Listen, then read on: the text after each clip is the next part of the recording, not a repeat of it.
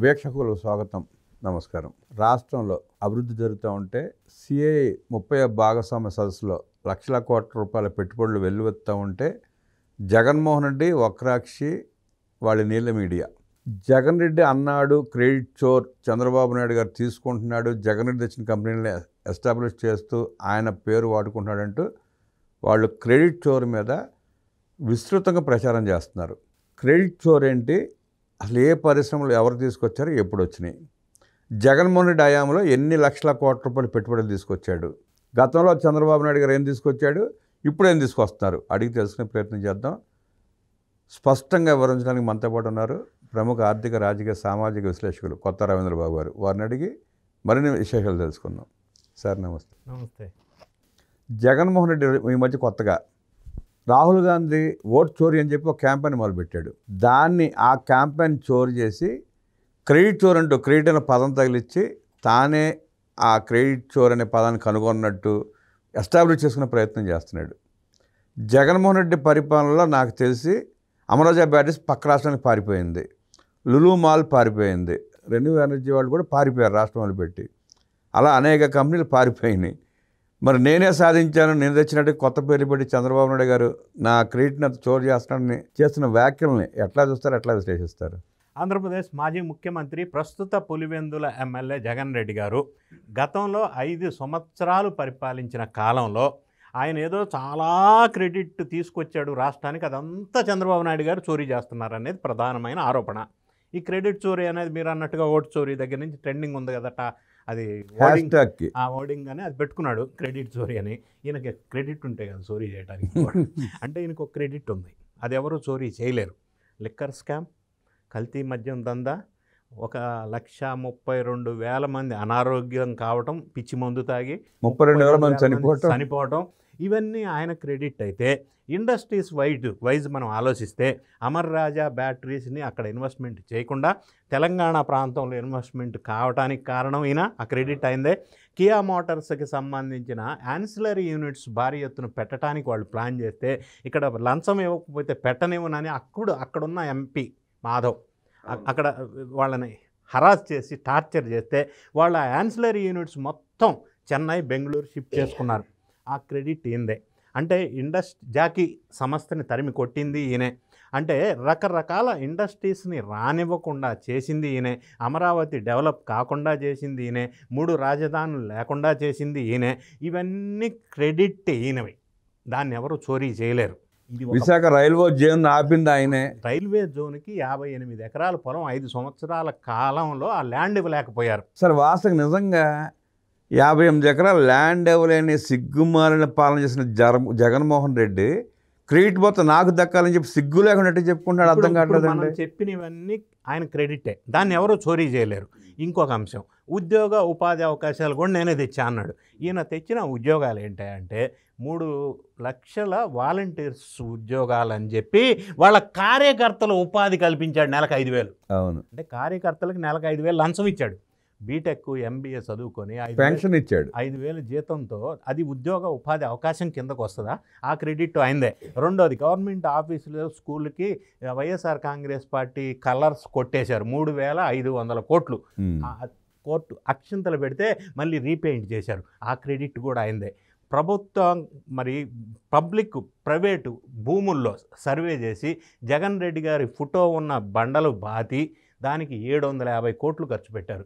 ఆ క్రెడిట్ కూడా అయిందే. మరి రైతుల పాస్ పుస్తకాల్లో జగన్ రెడ్డి గారి బొమ్మ ముద్రించారు.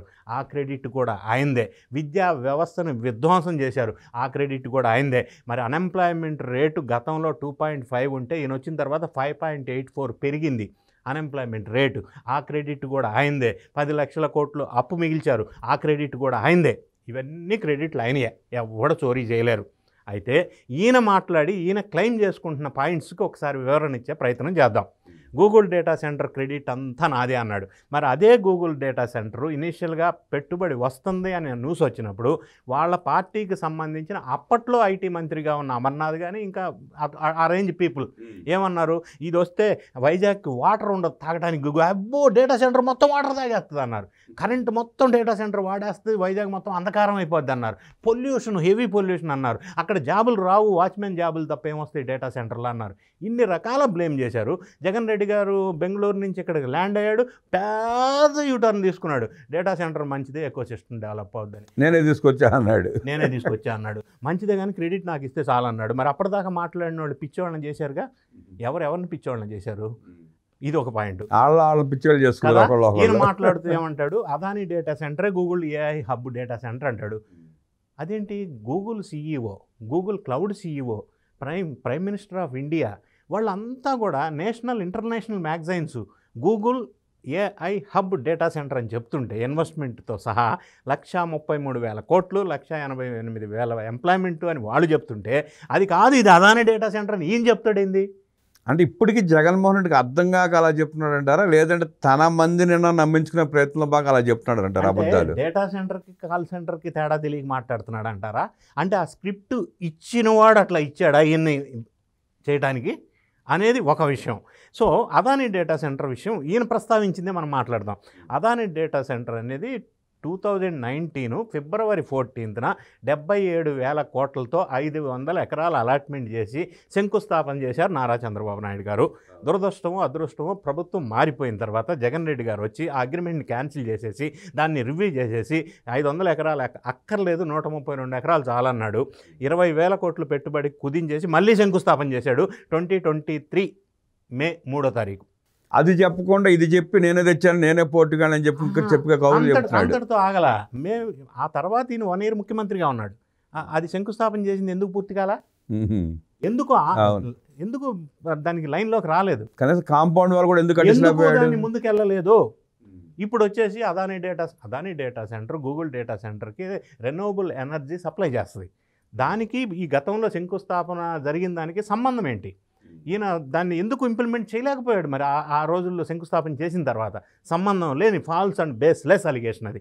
రెండోది ఈయన మాట్లాడుతున్నాడు భోగాపురం ఎయిర్పోర్ట్ క్రెడిట్ అంతా నాదే అని. ఇదే భోగాపురం ఎయిర్పోర్టు చంద్రబాబు నాయుడు గారు ముఖ్యమంత్రిగా ఉన్నప్పుడు భూసేకరణ జరుగుతూ ఉంటే భూసేకరణ జరగడానికి వీల్లేదు, భోగాపురం ఎయిర్పోర్ట్ ఇక్కడ రావడానికి వీల్లేదు, దీనికి వైఎస్ఆర్ కాంగ్రెస్ పార్టీ పూర్తిగా వ్యతిరేకం అవును అని రైటింగ్లో అప్పట్లో ఏటుగా ఉన్న విజయసాయిరెడ్డి ఎంపీ గారు కేంద్రానికి రైటింగ్లో లెటర్ ఇచ్చాడు. రైతులు కూడా రెచ్చగొట్టాడు, భూములు ఆపేయమన్నారు, వద్దన్నారు, వైజాగ్ ఎయిర్పోర్ట్ ఉంది ఇక్కడ అక్కర్లేదన్నారు, రైతుల్ని ల్యాండ్ అక్విజిషన్ చేయడానికి వీలు లేకుండా ఆపారు, రచ్చ చేశారు, ఎగనెస్ట్ అన్నారు. అప్పట్లో అశోక్ గజపతి రాజు గారు సెంట్రల్ ఏవియేషన్ మినిస్టర్ ఉండబట్టి వాళ్ళు అప్పటికి రెడీ చేసి ఫ్లాట్ అంతా రన్వే రెడీ వరకు చేశారు. తర్వాత వచ్చిన జగన్ రెడ్డి గారు దాన్ని ఇగ్నోర్ చేసి స్పాయిల్ చేశారు, ఎట్లాగైతే అమరావతిని చేశారో అట్లా. ఇప్పుడు అది మళ్ళీ రీస్టార్ట్ అయ్యి హంగులతో ముందుకు వస్తుంది, ప్రజలు హర్షధ్వానాలు వ్యక్తం చేస్తూ ఉంటే భోగాపురం క్రెడిట్ అంతా నాదే అంటాడు. ఈయన వద్దు అని స్పాయిల్ చేసి ఇప్పుడు భోగాపురం ఎయిర్పోర్ట్ క్రెడిట్ ఈయన ఎట్లా వస్తుంది? కియా మోటార్స్ గురించి ఈయన మాట్లాడుతున్నాడు. కియా మోటార్స్ అనేది అప్పట్లో అతి పెద్ద ఫారిన్ డైరెక్ట్ ఇన్వెస్ట్మెంట్, 16,000 కోట్లు. అప్పట్లో సంస్థ ముందుకి అనంతపురంలో రావడానికి వాళ్ళు ఫెసిలిటీ సరిగా లేదు, వాటర్ కావాలి మాకు కన్జంప్షను, ఇక్కడ వాటర్ ఫెసిలిటీ లేదంటే 1 సంవత్సర కాలం టైం తీసుకొని ఆ ప్రాంతానికి వాటర్ ఫెసిలిటీ తీసుకొచ్చి అప్పుడు ఇండస్ట్రీని ఏర్పాటు చేసి ఇప్పుడు ఈరోజు దాన్ని రూపురేఖలు మారిపోయినాయి. క్రెడిట్ అంతా చంద్రబాబు నాయుడు గారు దాన్ని ప్రతి ఒక్కరికి తెలుసు. కియా మోటార్ యాన్సిలరీ పెట్టకుండా ఆపేసి కియా మోటార్ నేనే తెచ్చాను క్రెడిట్ అని అంటే అది ఏ విధంగా సాధ్యం? క్రెడిట్ చోరీ ఎలా అవుతుంది? తర్వాత మెడికల్ కాలేజెస్ ప్రస్తావన, క్రెడిట్ అంతా 17 మెడికల్ కాలేజెస్ తెచ్చాను అని ఇప్పటికీ అదే మాట మాట్లాడుతున్నాడు. 17 మెడికల్ కాలేజెస్ అనేది సెంట్రల్ ఫండింగ్ స్కీమ్స్ ద్వారా సెంట్రల్ గవర్నమెంట్ వాళ్ళు ఇచ్చిన ఫండ్స్ ద్వారా అలాట్మెంట్ జరిగితే అందులో 5 కూడా కంప్లీట్ చేయలేక 17 మెడికల్ కాలేజీలు నేను తెచ్చానంటే అది ఎట్లా అవుతుంది? ఎక్కడ తెచ్చావు? కంప్లీట్ చేసేది ఉండే 5 సంవత్సరాల కాలం ఎందుకు కంప్లీట్ చేయలేదు? కనీసం పులివెందులు కూడా కంప్లీట్ చేయలే. ఒక్కొక్క మెడికల్ కాలేజ్ 500 కోట్లు అన్నారు, మొత్తం కలిపి 850 కోట్లు 5 సంవత్సరాలు పరిపాలించిన కాలంలో సెంట్రల్ వాళ్ళు ఫండ్స్ ఇస్తే ఎందుకు కంప్లీట్ చేయలేదు? మళ్ళీ ఇదే పెద్ద మనిషి అంటాడు అమరావతి క్యాపిటల్ నిర్మాణం ఎందుకు జరగలేదు అంటాడు. ఈయన ఒక మెడికల్ కాలేజీ నిర్మాణం జరగడానికి చేత కాలేదు, అమరావతి నిర్మాణం ఎందుకు జరగలేదని ప్రశ్నిస్తాడు. 17 మెడికల్ కాలేజీ తెచ్చాను అనటం ఎంతవరకు కరెక్ట్? అదొక బేస్లెస్ అలిగేషన్. అదేవిధంగా బ్రూక్ ఫండ్ అనేది ఒక సంస్థ, రెనో ఎనర్జీ అనే ఒక సంస్థ, యాక్సిస్ ఎనర్జీస్ అనే ఒక సంస్థ ఇప్పుడు నిన్న ఎంఓఏ చేసుకున్న ఎన్డీఏ ప్రభుత్వంతో. ఇప్పుడు ఏమంటాడంటే అవి 3 కూడా అప్పట్లో నేనే తెచ్చానంటాడు. అంటే ఎప్పుడు వీళ్ళు ఇండస్ట్రీ ఇన్వెస్ట్మెంట్ వస్తుందో అదన్నీ నేనే తెచ్చా అంటాడు. అంటే మానసిక స్థితి అలా అనిపిస్తుంది ఆయనకి. ఎందుకంటే ఈ 3 సంస్థలు ఏదైతే ఇప్పుడు మనం ప్రస్తావించుకున్నామో అవి ఒకవేళ ఆయన తెచ్చి ఉంటే అంటే మళ్ళీ ఫ్రెష్గా ఎందుకు స్టార్ట్ చేస్తారు? వాళ్ళు అనిపించాళ్ళ అంటే ఒకసారి ఆల్రెడీ పెట్టేసి ఎస్టాబ్లిష్ అయిపోయింది, బిజినెస్ నడుస్తుంది అని ఆయన అంటాడు. ఇప్పుడు ఫ్రెష్గా ఎంఓఏ తీసుకుంటున్నాం, మేము స్టార్ట్ చేస్తామని వాళ్ళు అంటారు. ఏది కరెక్ట్? అంటే ఒక బేస్లెస్ అలిగేషన్ చేసి అబద్ధాన్ని 10 సార్లు ప్రజల్లోకి ఇంజెక్ట్ చేసే ప్రయత్నం చేస్తూ ఉంటే ఎక్కడ క్రెడిట్ చోరీ అయింది? ఎవరు చోరీ చేస్తున్నాడు? ఇటువంటి ఫాల్స్ అలిగేషన్స్ చేస్తూ కంటిన్యూ ముందుకు వెళ్ళటం వల్ల ఇప్పుడున్న పరిస్థితి కంటే కూడా ఇంకా అధ్వానమైన పరిస్థితికి ఆయన పార్టీ వెళ్ళే పరిస్థితి స్పష్టంగా కనిపిస్తూ ఉంది. సో ఎక్కడ క్రెడిట్ చోరీ జరిగిందనేది ప్రజలందరికీ తెలుసు. ఇన్వెస్ట్మెంట్ ఏ ఇండస్ట్రీ పేరు చెప్పినా, రిలయన్స్ కాదు లేకపోతే ఇంకోటి ఏది చెప్పినా నేనే తీసుకొచ్చా అంటాడు. సరే, ఈయన తెస్తే ఇప్పుడు ఎందుకు మొదలు పెడతారు వాళ్ళు? మరి అప్పుడే మొదలుపెట్టి ఉండాలి కదా. అంటే సంబంధం లేని ప్రజల్ని మభ్యపెట్టేటువంటి ఇటువంటి బేస్లెస్ అలిగేషన్స్ చేయటం, ఆయన క్రెడిట్ని ఆయనే స్పాయిల్ చేసుకుంటున్నాడు అనేది ప్రధానంగా వాళ్ళు గ్రహిస్తే బెటరు. దీని అంతటికీ కారణం ఆయనకి ఎవడో స్క్రిప్ట్ ఎవడిస్తున్నాడో తెలియదు, కానీ ఈయన్ని ఫూల్ చేసే విధంగా స్క్రిప్ట్ ఇస్తున్నారే అనేది సజ్జల రామకృష్ణారెడ్డి గారు స్క్రిప్ట్. మరి ఈయన్ని ఇట్లా చేయాలని ఇస్తున్నాడు ఆయన బహుశా. అంటే జగన్మోహన్ రెడ్డిని పిచ్చాణి చేసి తప్పించి పార్టీ తన హస్తగతం చేసుకుంటా ఇలాంటి చేపిస్తున్నాడు అంటారా? అటువంటి వార్త కూడా ఈ మధ్య బయటకు వస్తూ ఉంది.